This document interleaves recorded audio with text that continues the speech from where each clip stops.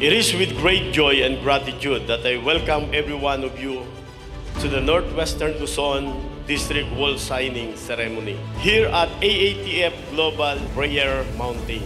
This gathering is not just an event, it is a testimony of God's faithfulness, a celebration of unity, and a declaration of our commitment to His works.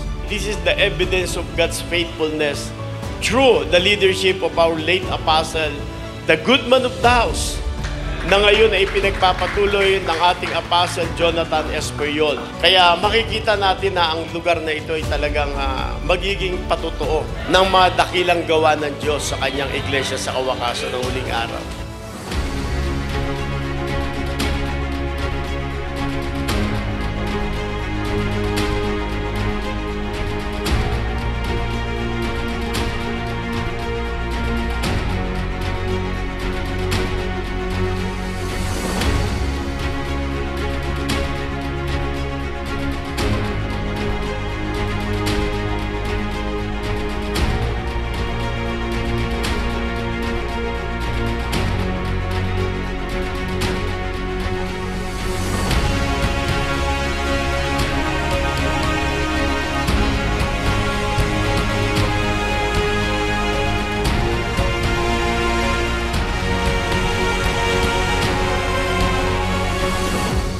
Welcome to our wall signing ceremony of the AATF Global Prayer Mountain. Tinanggap natin ang hamon sa atin ng Panginoon sa pamamagitan ng ating mga leaders dito po sa Northwestern Luzon District. Praise God! Let us now welcome the grand parade of all participants.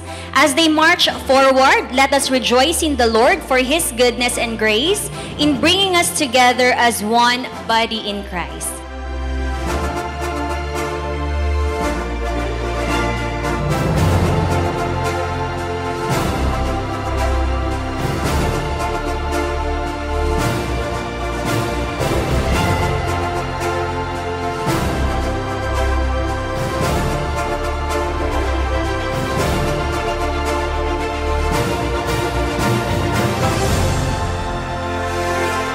Hallelujah! Dinadakila ka namin, niluluwalhati ka namin, sapagkat tunay nga na Ikaw ay tapat at mabuting Diyos sa amin.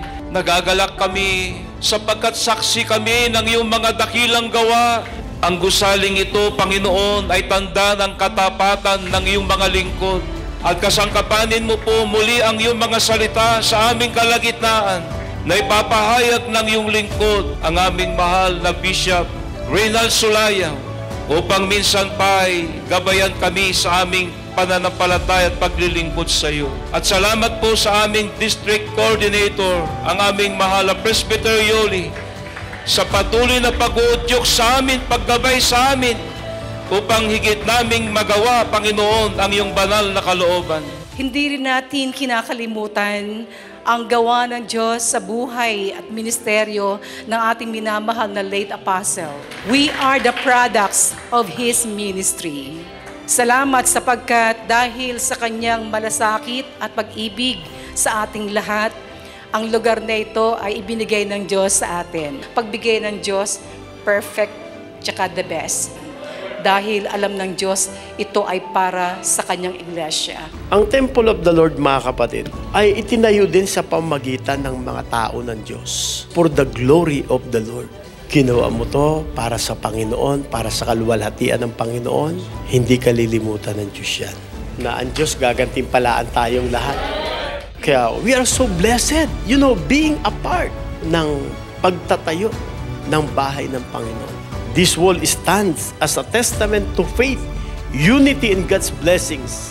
Mga kapatid, ito ay magiging legacy na ng bawat isa for generations to come.